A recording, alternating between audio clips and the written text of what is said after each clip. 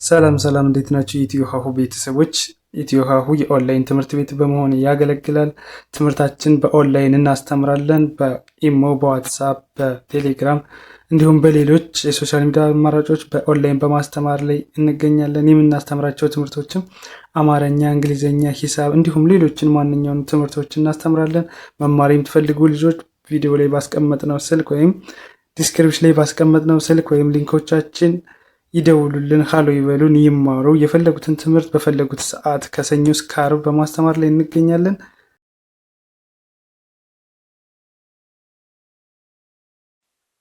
እሺ በዛሬው ትምህርታችን ደግሞ ይዤላችሁ የመጣሁት እንዲሁ እንደምታያቸው የአማርኛ ፊደላት ናቸው። እነዚህን ፊደላቶችን ደግሞ እንዲሁ ሆሪዞንታሊ ማንበብ እንችላለን፣ ግን ቨርቲካሊ ብዙውን ጊዜ እንቸገራለንና እያንዳንዳቸውን ለመለየት ማለትም ማክሲም እንደዚህ አብዛኛው ልጆቹ ታነቧቸዋላችሁ እንደዚህ ሀሁ ሂሃ ሄህ ብላችሁ፣ ነገር ግን እያንዳንዳቸውን ከመሀል ለይታችሁ ለማወቅ ደግሞ ትቸገራላችሁ። እንዲሁም ሌሎችንም እያንዳንዳቸውን ለመለየት የምትቸገሩበት አጋጣሚ አለና እሱን ደግሞ በቀላሉ የምትቀርፉበትን መንገድ ይዤላችሁ መጥቻለሁ። ከዚህ በፊት ሌሎችንም ፊደላቶች ሰርቼላችኋለሁ። ከዛሬ ደግሞ ከነሱ የቀጠለውን ይዤላችሁ መጥቻለሁ። እንግዲህ ቨርቲካሊ ወይም ዝቅዝቅ እንደዚህ እያየን እንሄዳለን ማለት ነው። እንደዚህ እያደረጋችሁ ስትሄዱ በቀላሉ መረዳት ትችላላችሁ። ቀጣይ ወደ ትምህርታችን ስንቀጥል ይቺ ማነች? ሀ። ይቺ ነ። ይቺ ማነች? ኘ። ይቺ ማነች? አ። ይቺ ከ። ይቺስ ማነች? ሀ። ሀ ነች። እሺ መልካም። እንደዚህ እያደረጋችሁ መለየት ወደ ታች በቃ ማማረግ መለየት ተቻላችሁ። እያንዳንዳቸውን ለይታችኋቸዋል። እሺ ይቺ ደግሞ ማነች? ሁ። ይቺ ኑ። ይቺ ኒ። ይቺ ኡ። ይቺ ሁ። ይቺ ማነች? ሁ። ሁ። በመቀጠል ይቺ ማነች? ቺ። ሶስተኛ ፊደሎች ኒ፣ ኒ፣ ኢ፣ ቺ፣ ቺ፣ ሺ። እሺ አራተኛ ፊደሎች ይቺ ማነች? ሀ። አራተኛዋ ሀ ማለት ነው። ሀ። ይቺ ና። ይቺ ኛ። ይቺ አ። ይቺ ሀ። ይቺ ሀ። ሀ። እሺ አምስተኛ ፊደሎች ደግሞ ከእግራቸው ላይ ቀለበት አላቸው። የሁሎችንም ተመልከቷቸው ቀለበት አላቸው ማለት ነው። ይቺ ማነች? ሄ። ይቺ ኔ። ይቺ ማነች? ኘ። ይቺ ኤ። ይቺ ማነች? ኬ። ይቺ ሄ።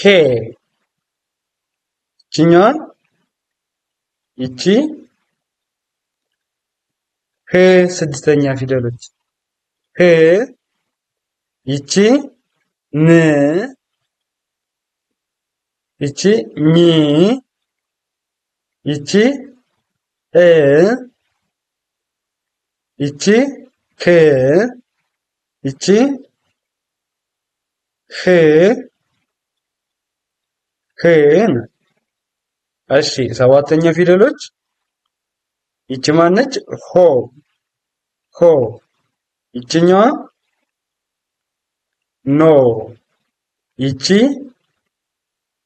ኞ። ይቺ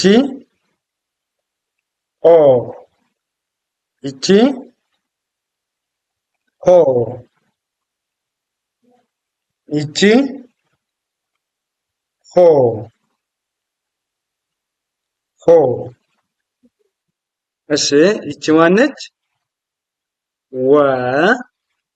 ይቺ አ።